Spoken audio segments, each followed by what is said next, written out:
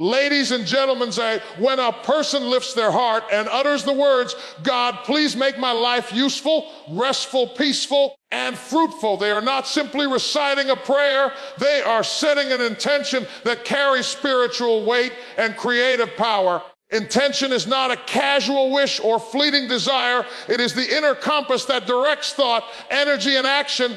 When aligned with God, intention becomes a force greater than the circumstances around us. It shifts the atmosphere. It sets motion into possibilities that were invisible before, and it begins to organize life in ways the human mind cannot fully calculate. The power of intention with God's guidance is like a seed planted in rich soil. A seed by itself looks small, fragile, and insignificant. Yet hidden inside it is a blueprint that knows exactly how to grow into what it was created to be. The soil does not question the seed. The rain does not doubt whether the seed deserves to grow. The sun does not discriminate whether the seed has enough history to justify blossoming. All creation cooperates with the seed because it is aligned with its creator's purpose. In the same way, when you place your prayer and intention before God, asking him to shape your life, you are planting that seed of destiny in divine soil. The challenge many people face is that they pray, but they do not intend. They speak words, but they do not align their heart, thought, and energy with those words. They pray for peace, but live in anxiety. They ask for fruitfulness, but think in terms of scarcity. They desire rest, but live in a constant chase of comparison and competition. This is why intention is so powerful. Intention is the bridge between your words and your reality. Without intention, words drift into the air. With intention, words take root and draw power from God's promise. Imagine standing at the edge of a field with two baskets of seeds in your hand. One basket holds seeds of fear, doubt, and negativity. The other holds seeds of faith, hope, and alignment with God. The field does not choose what grows. It will simply give back to you whatever you plant. If you scatter fear, fear grows. If you scatter faith, faith grows. That is the law of creation. Now, when you bring God into your intention, you are no longer scattering randomly. You are planting with divine precision. You are guided to sow in places that yield multiplication. You are led to release what no longer serves your future.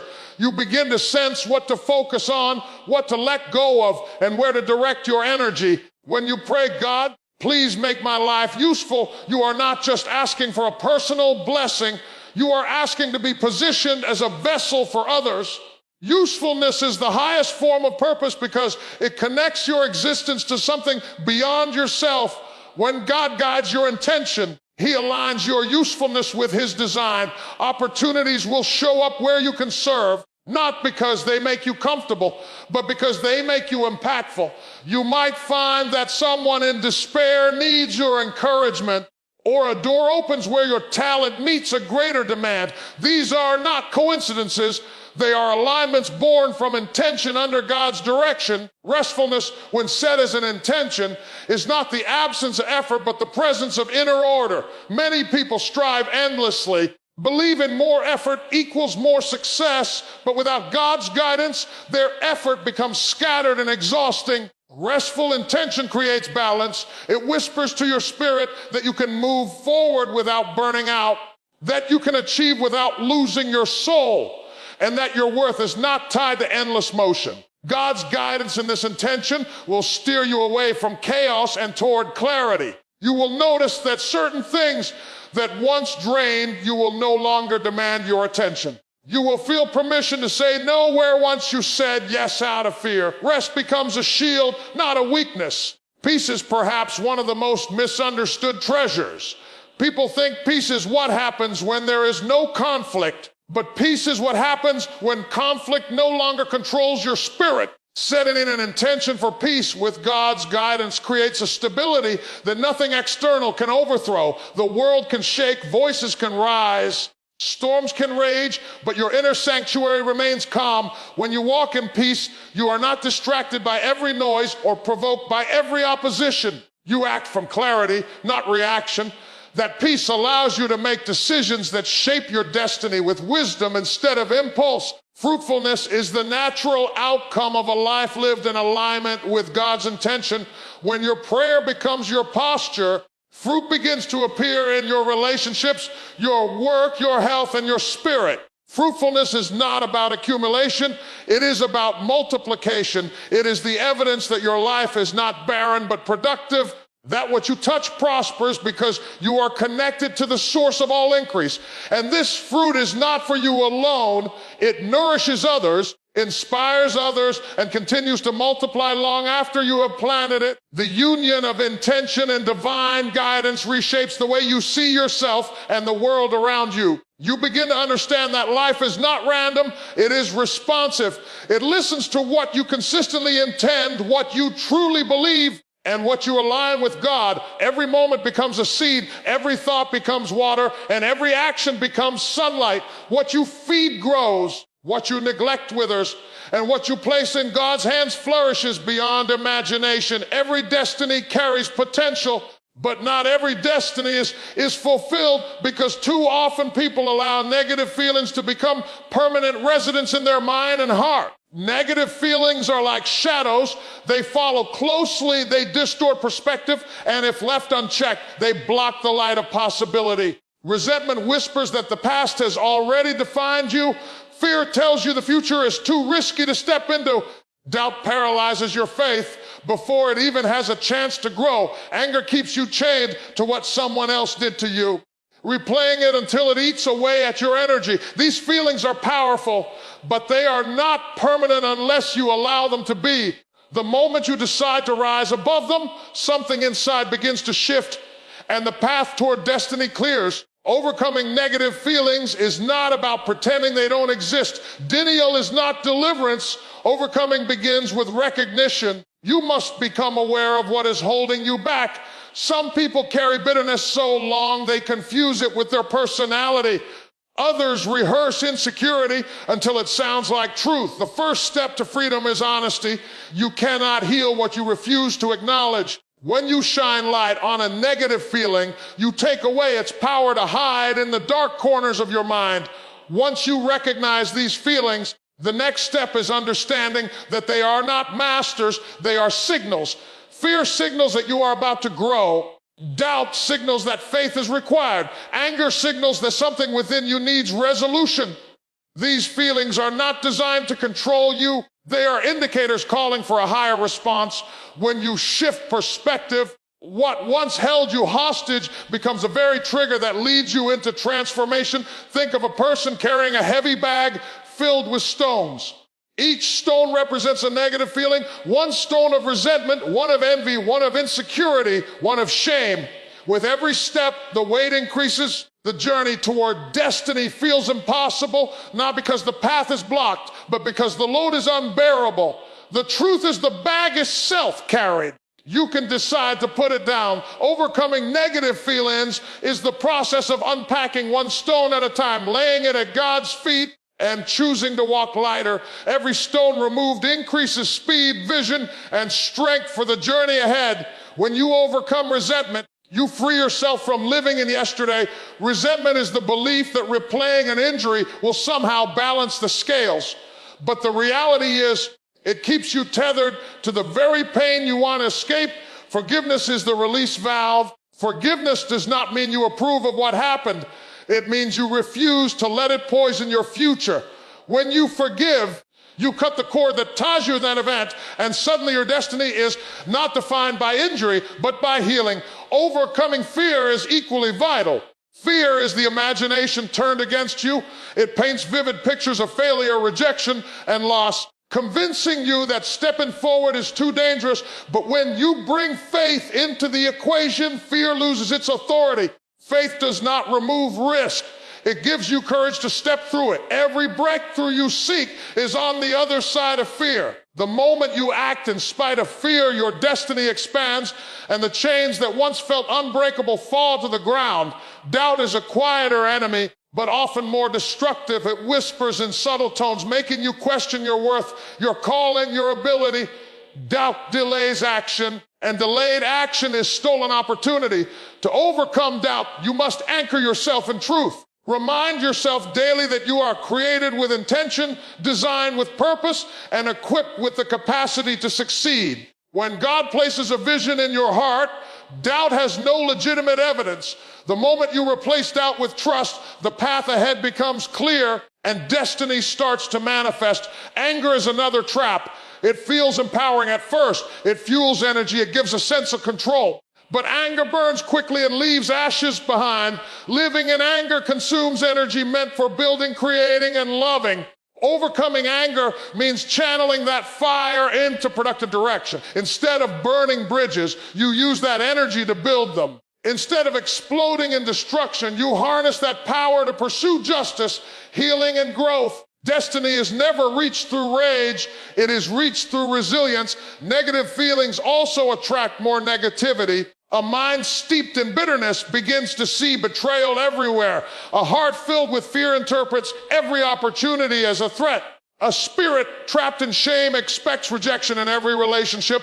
The law of focus is simple: what you dwell on expands. Overcoming negativity is not only about removing the weight, but also about shifting focus.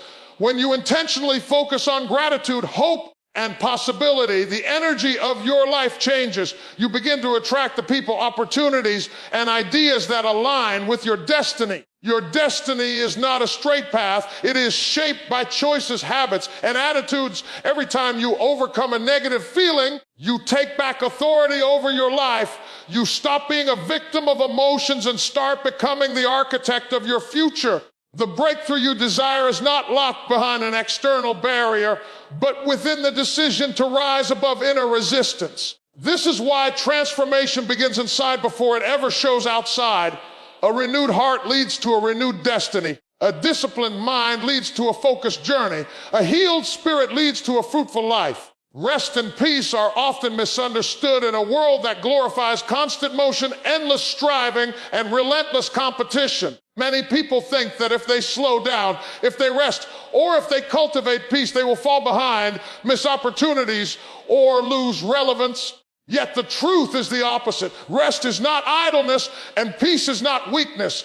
They are the foundations of clarity, renewal, and divine alignment. When your life is consumed with restlessness, you burn energy without direction, like a wheel spinning in place. But when you learn to anchor yourself in rest and cultivate peace, your actions gain precision, your words carry weight, and your presence brings stability. A restful spirit is one that understands the difference between striving in self-effort and moving in divine flow. Striving often comes from fear, the fear of not being enough, the fear of missing out, the fear of losing ground. But rest comes from trust. Trust that God is ordering your steps. Trust that you don't have to force every outcome. Trust that you are not competing with the timeline of others, but are walking in the rhythm designed for you. Rest is not about doing nothing. It is about doing what matters without the weight of anxiety attached to it.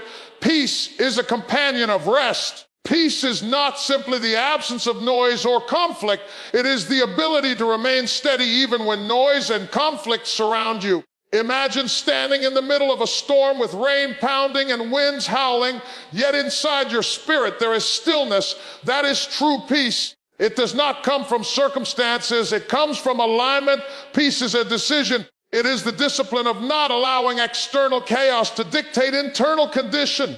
It is the realization that while you cannot control everything around you, you can control what lives within you. When you lack rest and peace, your decisions become reactionary. You respond to life out of exhaustion instead of wisdom. You chase every opportunity out of desperation instead of discernment. You say yes to things that deplete you because you don't have the strength to say no. But when you are anchored in rest and peace, you choose differently. You have clarity to know what deserves your energy, what requires your presence, and what you can release. Rest and peace make you more effective, not less. Consider the soil of a garden. If the soil is constantly disturbed, constantly turned over, never allowed to settle, seeds cannot take root. Growth requires stability. The same is true of your life. If your heart and mind are always in turmoil, your dreams cannot take root, your purpose cannot grow, and your fruit cannot multiply. Rest and peace create the inner soil where ideas flourish. Faith deepens and vision expands. The stillness within becomes the birthplace of divine inspiration. Rest also renews strength. A weary mind cannot think clearly, a tired body cannot perform fully, and a restless soul cannot hear God's direction. Rest resets the system. It recharges creativity, restores perspective, and allows you to step back into life with renewed energy. Without rest, small problems feel overwhelming. With rest, even large challenges become manageable. The energy you gain from rest is not just physical, it is spiritual. It is the quiet reminder that you are sustained not by endless striving, but by divine provision. Peace guards your heart. Negative words, hostile environments, and uncertain situations all try to steal your calm. But peace acts like armor. When you choose peace, you don't internalize every attack. You don't allow gossip, criticism, or setbacks to define you. Peace keeps you steady when everything else shakes. It allows you to rise above offense, to walk away from unnecessary battles, and to focus on the destiny ahead instead of the distractions around you. Many people think that to achieve greatness, they must live restless lives, always busy, always on edge. But the greatest strength is not in constant motion. It is in controlled direction. A river that flows wildly in every direction floods and destroys. But a river that is channeled with calm force turns turbines, generates power, and sustains cities. Your life is the same. When peace channels your energy and rest renews your strength, you become powerful, focused, and unstoppable. Rest and peace are also connected to faith. To rest is to believe that you don't have to do it all in your own power. To walk in peace is to trust that no matter what storms come, you are protected, provided for, and guided. Faith manifests in the ability to remain calm when others panic. Faith shows itself in the decision to pause when others rush. Faith is visible when you can smile in uncertainty, knowing God holds the future. The absence of rest and peace often reveals a deeper lack of trust. People chase endlessly because they do not trust timing. They worry constantly because they do not trust provision. They fight every battle because they do not trust justice. But when you truly trust, you can rest. When you truly trust, you can remain in peace. This is not passivity. It is power under control. It is confidence that you are not alone in your journey and that you do not need to exhaust yourself to achieve what has already been written for you. The world may measure success by constant activity, but destiny requires discernment. Some doors you must close to protect your peace. Some invitations you must decline to preserve your rest.